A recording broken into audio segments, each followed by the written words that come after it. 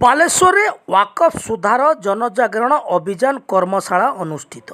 बालेश्वर जिला बीजेपी वाकफ सुधार जनजागरण अभियान कर्मशाला अनुष्ठित हो जाइछि। एही कर्मशाला जिला सभापति ईश्वर चंद्र बेहेरा अध्यक्षता करथिबा बेले सरकारी दल उपमुख्य सचेतक गोविंद चंद्र दास, सदर विधायक मानस कुमार दत्त, पूर्वतन जिला सभापति लंबोदर नायक प्रमुख जोग दी बिल संपर्क में विस्तृत आलोचना सह यार उपकारिता संपर्क में मत व्यक्त करथिले। वाकफ जमी केवल मुष्टिमेय लोकंक हाथ में थिला, सेमाने यार उपभोग करुथिले। सरकार कोटी कोटी टंका राजस्व हराउथिला। वाकफ संशोधन बिल आईन रे परिणत हेबा परे सरकारी आईन अनुसार संपत्तिर पंजीकरण हेबो। एथिरु केही वंचित हेबे नाही कि शोषित मध्य हेबे नाही। एही कार्यक्रम माध्यम रे उपस्थित थिबा बुद्धिजीवी, समाजसेवी, वरिष्ठ नागरिक समस्तक मतामत दिया जाइतला। समस्ते एही बिल सपक्ष रे मतामत देइथिले।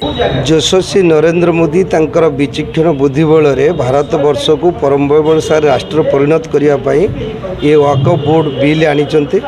एथिरे भारत वर्षर भूखंड रे विभिन्न स्थान रे किछि मुष्टिमेय लोक माने ताकु जमी को अधिग्रहण कर निजर निवास निजर कोठा किबा निजर प्रासाद बनैथिले। ताकु मुस्लिम संप्रदायर किछि लोक ये वाकफ बोर्ड माध्यम रे निज जमी को निज अधीन रखुथिले। किंतु केंद्र सरकार से जो जमी अच्छी वाकफ अर्थ हूँ दान दान जमी को गरीब लोक मध्य बंटन करने कथा एवं सामाजिक क्षेत्र में कम लगे कथा। किंतु वाकफ बोर्ड किछि मुष्टिमेय लोक एवं किछि पूर्व सरकार ताको करू नथिले। ए बिल आगत होईछि। ए बिल आगत हवा फल साधारण लोक उपकृत होबे, राजस्व मध्य आदाय हेबो। आपण माने देखिचंती राजस्व बहुत कम थिला। तांको अधीनर जे जमी गुड़िक रखिथिले राजस्व एतिरु मिलु नथिला।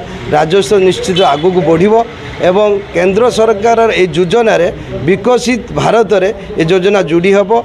विकसित भारत 2047 सुधा हेबो। ओडिशा रे 2036 सुधा विकसित ओडिशा हेबो। ओडिशा रे विभिन्न प्रदेश रे बालेश्वर जिलार सोर बालेश्वर भद्रक ये सब जगह रे जे मुस्लिम संप्रदायर बहुत व्यक्ति ये जगह को अधिग्रहण कर तुरंत फेरा जीवो एवं यही आईन बल समस्त गरीब लोकों पाखरे हक पाइबे एवं गरीब लोक उपकृत हेबे। नियम देशर सर्वोच्च पंचायत संसद रे पारित एवं पारित हैला परे आईन रे परिणत हैला परे यार बहुत गुड़िक अनुबंधन अच्छी।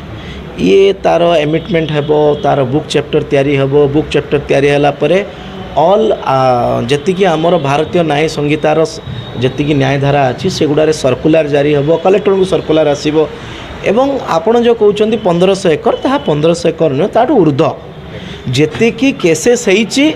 जो माने समाजर टिके आईन कानून विषय जानिचंती, पाठपढ़ा लोक अच्छी से माने केस कर देइचंती एवं केस करला परे आमे जानि परछु कि ये लैंड रिलैक्सेशन होईची। किंतु अद्यावधि अनेक लोक अच्छी जो मानकर जमी पट्टा तांको नार थिबा सत्वे भी कब्जाटा वाकफ नारे अच्छी। तेणु सेगुड़ी को फेरी आसीबो। आज आईन पारित होईची गत संसद रे। आमर काम हैला कि ये आईन को जो मुस्लिमेय व्यक्ति माने जो माने ए प्रकार लैंड एजुकेशन रो गोटे गोटे अंश से माने आईन को विरोध करिकी मुस्लिम विरोधी कहवा केंद्र सरकार को आईन मुस्लिम विरोधी कहवा गोटे संप्रदाय सहित जोड़ुचंती।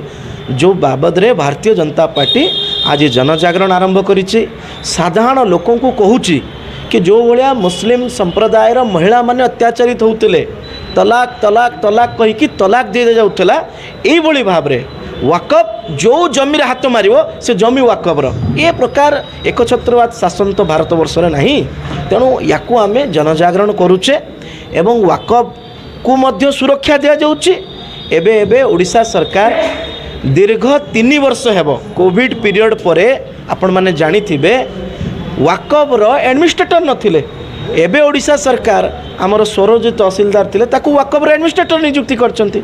आमे बोर्ड को भी सुरक्षा दउचे, मुस्लिम संप्रदायर कथा को भी सुरक्षा दउचे। सबका साथ सबका विकास ए माध्यम रे आगु जाउचे।